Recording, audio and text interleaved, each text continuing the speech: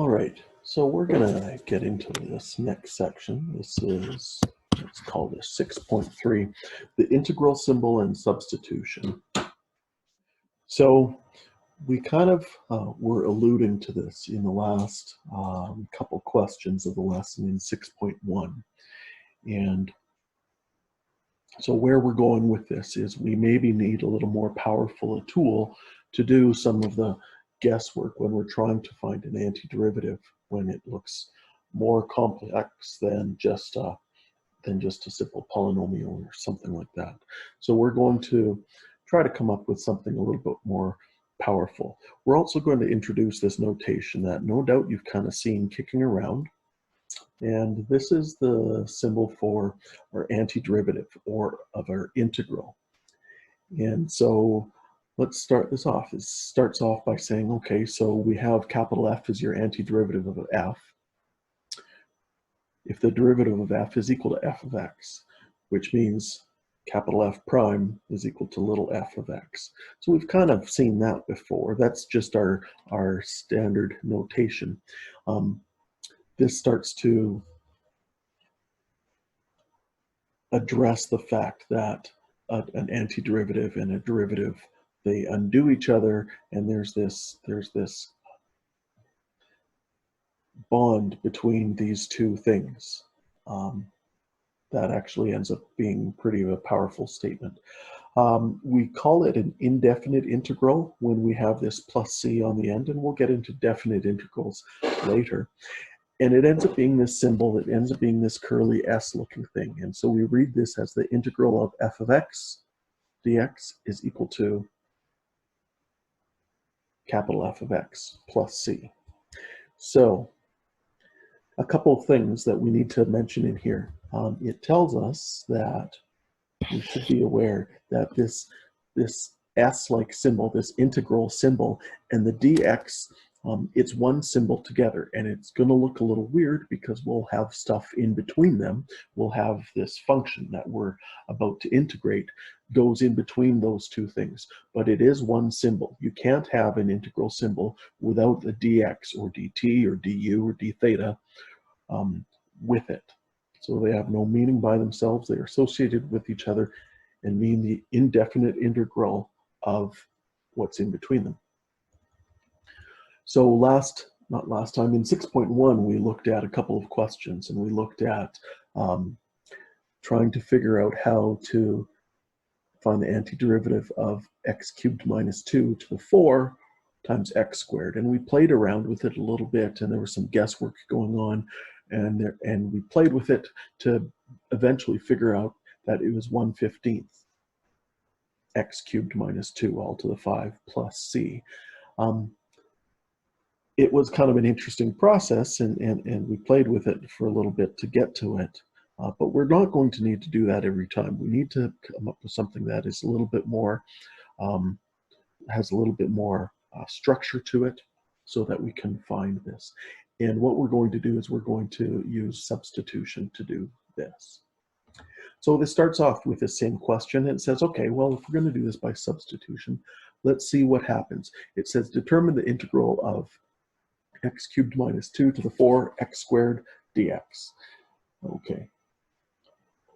What we're going to start with is we're going to realize if we do a substitution, and we usually use the letter u, and we're going to let u be x cubed minus 2.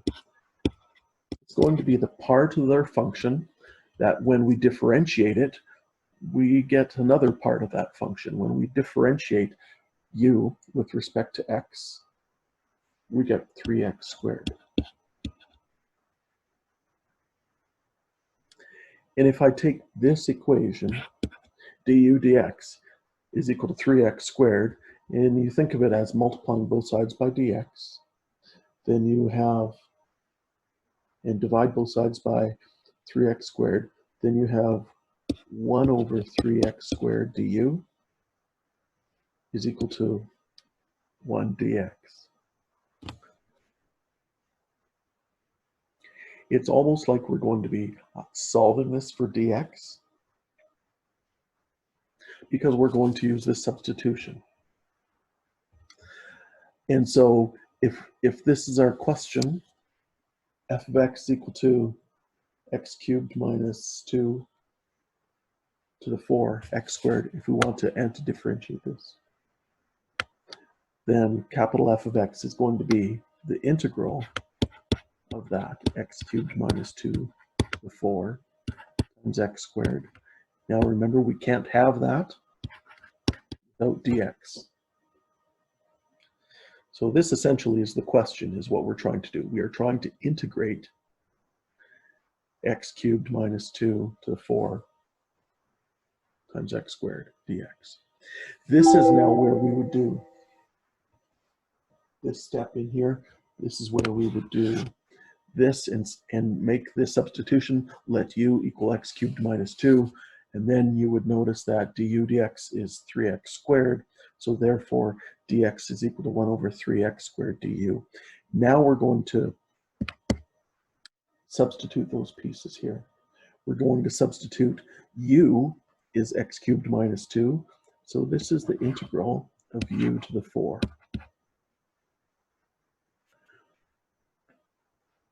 Let's leave this x squared here for a second, and let's replace dx with this stuff that dx was equal to.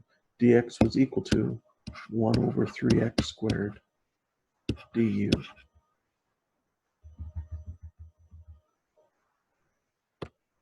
And then we should be able to tidy this up. If we've done this substitution correctly, we should be able to tidy this up, and it should not be in terms of x.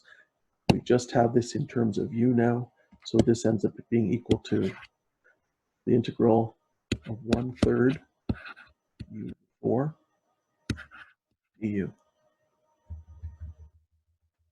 We can bring that 1/3 out, just like we could bring it out of a limit, just like we could bring it out of factor out of brackets, or factor it out of an absolute value, or out of a sigma notation. We can factor this 1/3 out, and this really is just the integral of u to the 4 du. That we know how to deal with.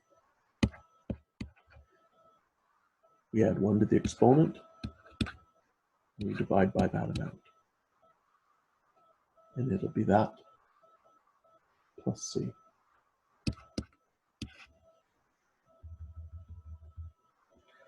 We are now ready to substitute the things in terms of x. So u was equal to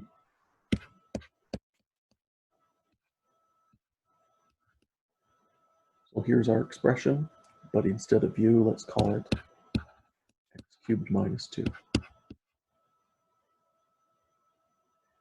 This is what we had found, kind of by guess and check when we had done this in 6.1. But now we have a little bit more structure to it, this idea of a substitution. All right.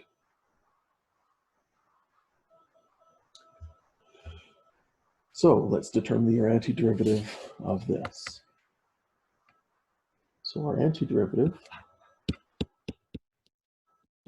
of x will equal the integral of this stuff. So the integral of 2x plus 1 times x squared x plus 5 all to the 17 dx.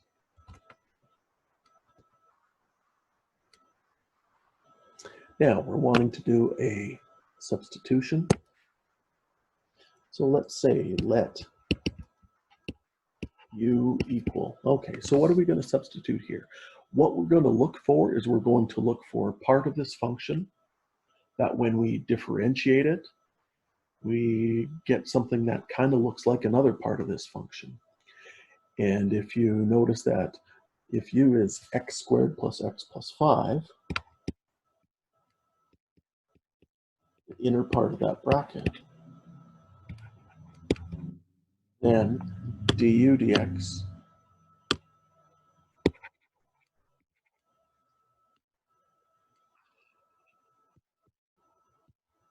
then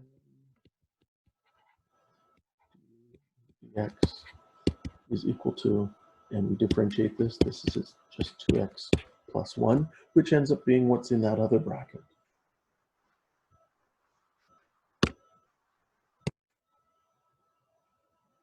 Now let's go back to our integral and drop that in. Sorry, no, let's not do that yet. Let's not do that yet. Let's first solve this for dx. So this ends up being 1 over 2x plus 1 du will equal dx. All right, now we're ready to, so say that f of x, therefore f of x is equal to integral of, we have 1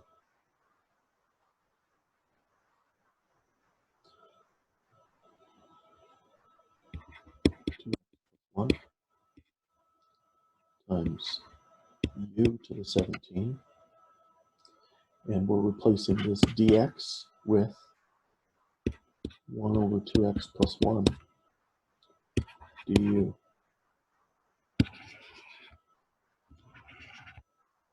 So therefore f of x, capital F of x, is equal to the integral of u17 to 17 du.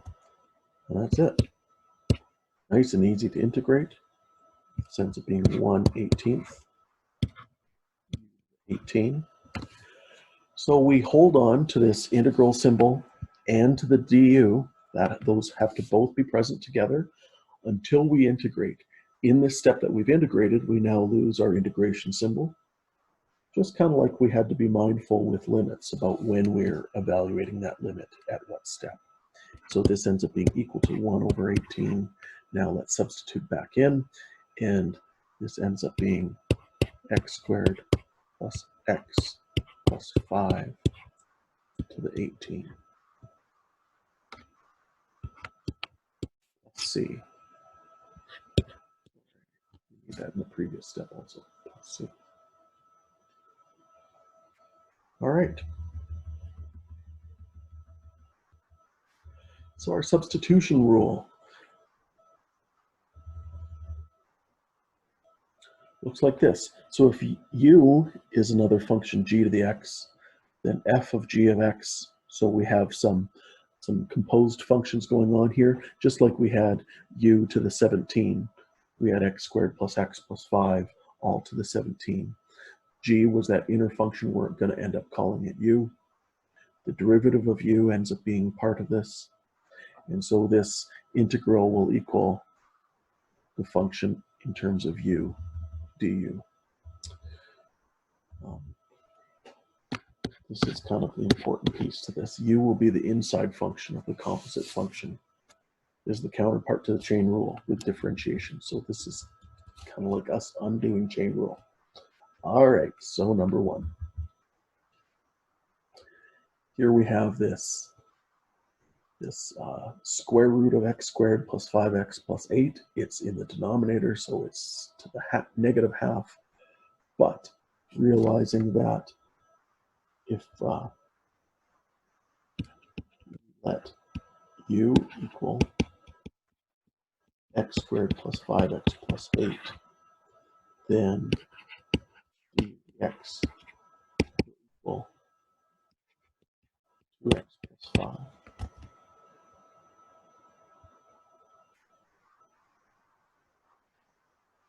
Therefore, du over 2x plus 5 equals dx.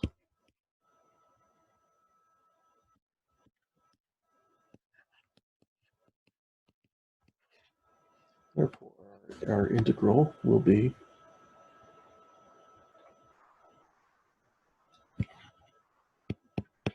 u to the negative 1/2 du. As the 2x plus 5's divide out. And this ends up being easy to deal with.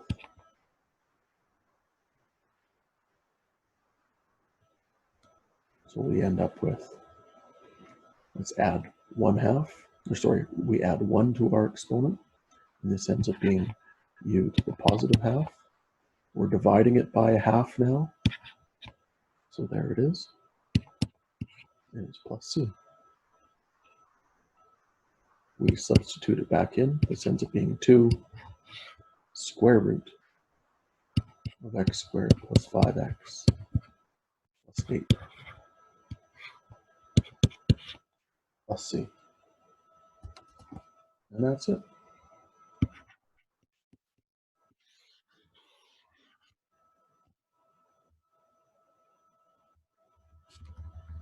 So number 2. Nothing really new here. Maybe hit pause and you give it a try.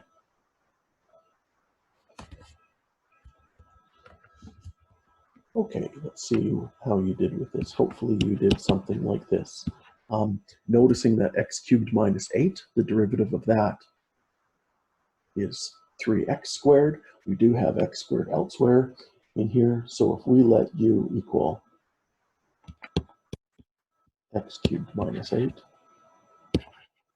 du dx is equal to 3x squared. Therefore, du over 3x squared is equal to dx.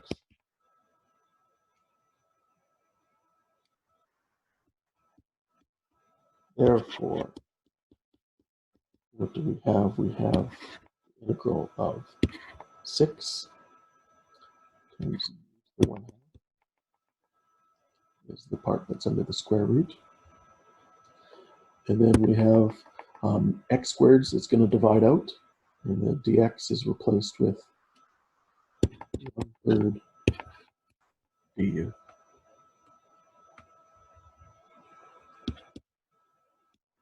This ends up being equal to integral of 2 0.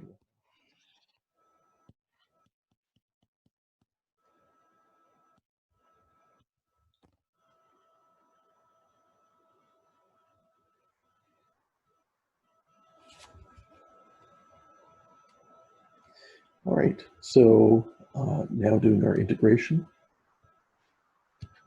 The 2 stays here. We add 1 to our exponent. This is 2 to the 3 halves, and then we're going to divide by 3 halves, which is times 2 over 3. See? We end up with 4 u to the 3 halves thirds.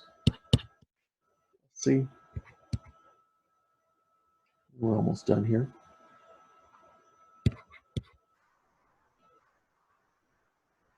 We can write this 4 times square root of x cubed minus 8 cubed, 4 thirds, all over 3 either way.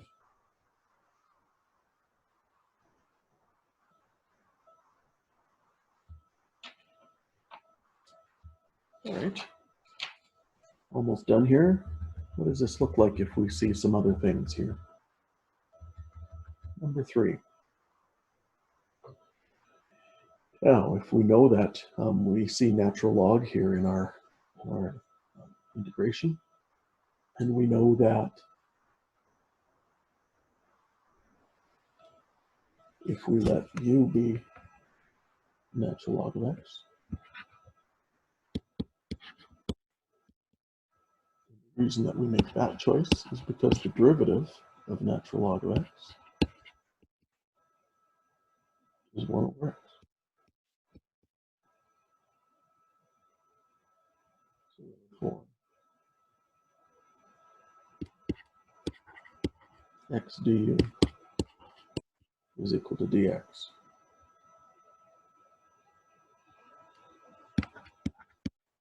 Therefore, the derivative of natural log x over x dx is equal to, now we can do our substitution. This is the integral of u times du. The x over x divide out. And this is equal to u squared over 2 plus c, which is equal to 1/2 ln x squared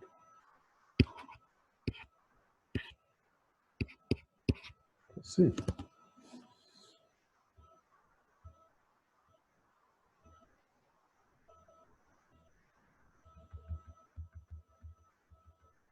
Almost there.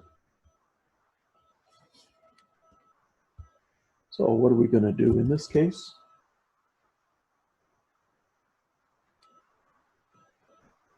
We want to take this, we have this e, and we have this exponent in e. We have 2 root x within our e, so that's the inner function of this function of e to the x. So if our inner function is 2 root x, let's let that be u, is equal to 2 root x. When we differentiate this,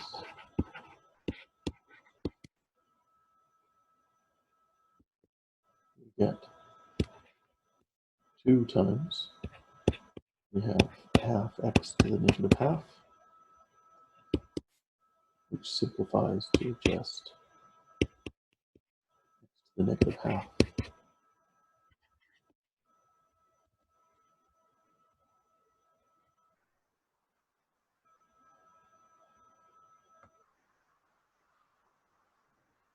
We multiply both sides, or divide both sides by x to the negative half. This ends up being du over x to the negative half, if you like, is equal to dx.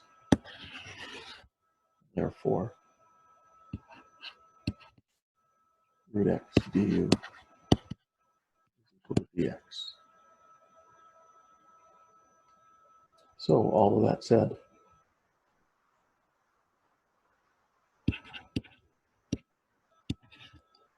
our original question, e to the 2 root x over root x dx, just restating our question.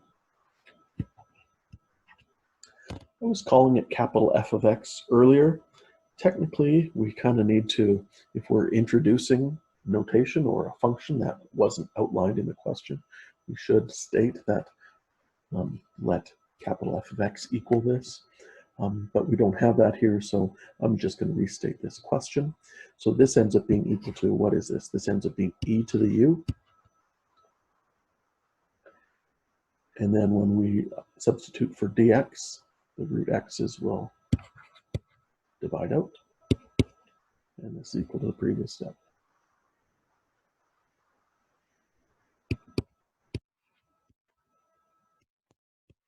So the antiderivative of e to the u is e to the u plus c.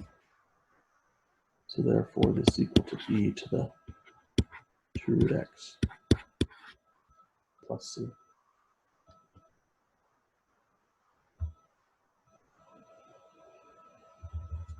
And number 5. So when deciding which to choose, because the derivative of sine is cos, the derivative of cos is negative sine, and so you could kind of go either way. But the inner function here, the inner function is sine x. It's the inner function of the square root of sine x. And so let's choose u equal sine x. Therefore, the derivative of that is cos x. So du over cos x is dx. Some teachers kind of like to express it instead of solving it entirely for dx. Some teachers might prefer to do this with our substitution, that du will equal cos x dx. And that's sitting there in a function, and so that changes to du. Either way is fine. So if we leave it at that, then our integral of root sine x cos x dx will equal the integral of root u du, because all of that cos x dx is equal to du. All right, which is equal to, let's take the integral of u to the 1/2, and we get u to the 3/2, and we're going to divide it by 3/2, which looks like this.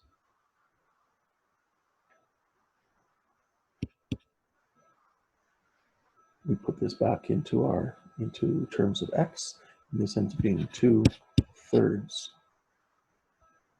We have sine cubed and square root. So 2 square root of sine cubed x over 3 plus c. Ladies and gentlemen, there you have it. Good luck, and if you have any questions, please let me know.